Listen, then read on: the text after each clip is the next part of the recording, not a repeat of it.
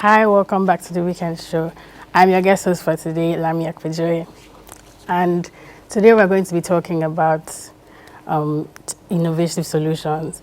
We have somebody here to talk to us about it. He's the CEO of Lognetics Solutions. Welcome, Light. Thank you very much. So tell us about Lognetics Solutions. Basically, Lognetics is a tech branding agency. What we basically do is we're incorporating technological framework into the whole essence of branding.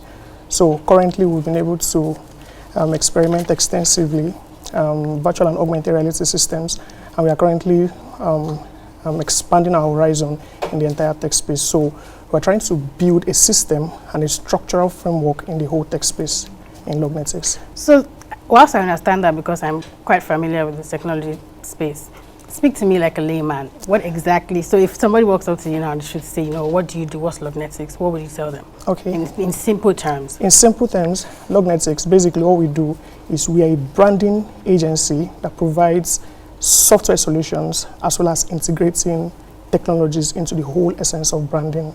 So basically what we do is branding by integrating software designs and software build. So what gap are you exactly trying to fill? I mean, obviously the reason why you're doing this is because you saw a niche, right? Yeah. So what gap exactly are you trying to fill in the tech space? Okay, so basically in the tech space, we've made a whole lot of research during the process of trying to dive into a niche and a space in the whole technological framework. And what we are currently trying to fill is everything that has to do with the walks of life. Now, what that basically entails is we are working in line with already existing technologies and making them better for human use and also for individual consumption. So we are getting users to use products and also getting those users to find satisfaction in the process of using those products that we build. So from my mini research, I see things like augmented reality and all of that. Do you create those devices, or you link them to the market where they can buy from? What's your work model like?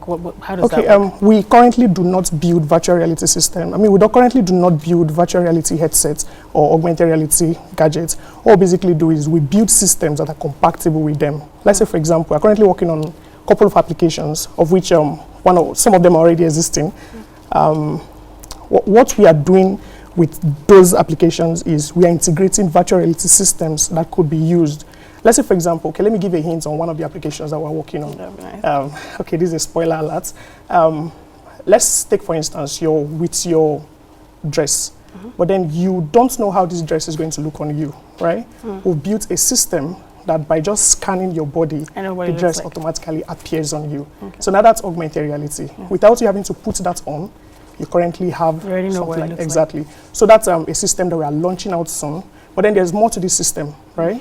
And we have a lot of them. Our launch is coming up pretty soon.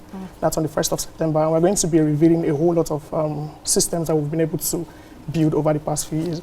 But currently, we've been able to saturate the entire gaming space, right? So, of course, with your with your VR headset, you can play a whole lot of stuff, and it feels as though you're simulated in an unreal world, as though you're currently in that world, right? So we've been able to build systems that are compatible with that, and we've been also able to saturate that particular atmosphere and that particular space. But currently what we are doing is we're implementing these systems into already existing systems. That's currently what we do. But another part of what we do is still stationary branding, of course, and we also serve as a service company. Now, in the aspect of service, we provide software solutions to companies, and while providing these software solutions to companies, we also make our own in-house solutions. Some of them we currently do sell to companies that are very, very much interested in them, and some of them we build them as companies approach us to work on the systems for them. So whilst I understand that technology is the now and the future, how does Nigeria stand to gain from all of this? How can Nigeria get plugged into solutions like this that can actually benefit our future? Because technology is now and the future. Yeah, so what does Nigeria stand to gain? Okay, what Nigeria stands to gain, from the few research I've made, Nigeria is actually a very fertile ground for stuff like this to grow. Absolutely. And definitely in Africa as a whole, it's a very fertile ground. And if Nigerians and Africans as a whole embrace the whole culture and system of technology, definitely the world is going to be a better place. Now, let's take for an instance, the 2023 election that's coming up, right? Yes. Imagine you don't have to go outside to vote. Imagine there's an already existing system that works this out without any form of biasness, right?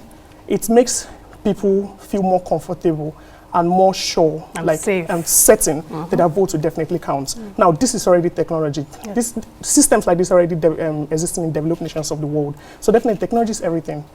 It's actually everything. I agree with you. So a young man on the streets now is probably watching you and saying, I want to get plugged into that. What's your advice to him or her, you know, watching this and saying, oh, this sounds interesting. This sounds like something I want to maybe study in school. What's your advice to a young person out there watching this? Okay, yeah, sure.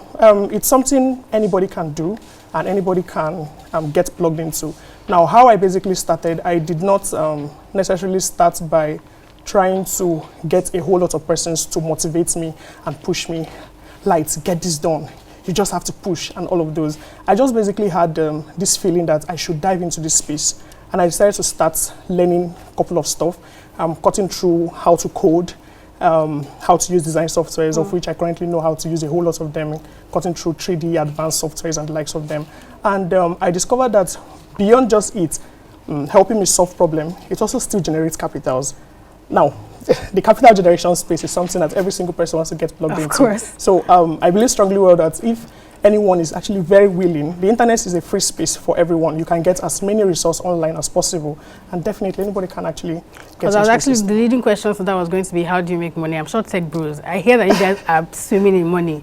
So how can you like inspire somebody out there to definitely get plugged into this time? How do you, like, what's your work model like? How do you make money? Do you sell the solutions? Do you? How I make money? Or do you build? Let's say, let's give an instance, right? I run a company, and majority of the funding from the company comes through the technological solutions that I am implementing in other organizations. And of course, what I do is what generates capitals for the company. So I don't necessarily have to run, even though capital is actually the most necessary factor when you're building systems like this. But I would say that what I do is what generates capitals for the company. So I don't have to think extremely, how do I get this capital? How do I get this? I just basically need to settle down, work on a couple of projects, and definitely I'll get the capital. But if I'm saying that I've made all the money in the world or all the millions in the world, definitely no. I like how modest you are. Thank you so much, Light, for being here. And thank you so much for watching the Entrepreneur Spotlight. Again, I'm your guest host. I hope we get to do this more. Don't forget to follow us on our social media platforms. We still have the sports segments and we still have politics coming on. But next is sports. Thank you so much for having us again.